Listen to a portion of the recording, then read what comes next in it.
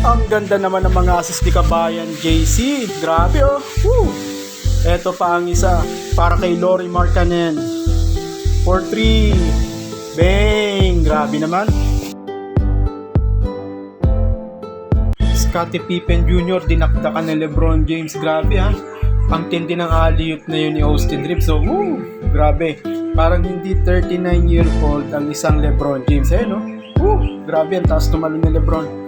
Parang mga rookie days lang niya. Grabe.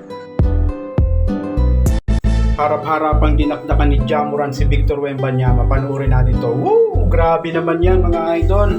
Harap-harapan. Eh, no? Woo! Walang katakot-takot si Ja Morant ha. Eh, no? Oh, may kasama pang foul yan mga lodi ha. Grabe. Harap-harapan talaga.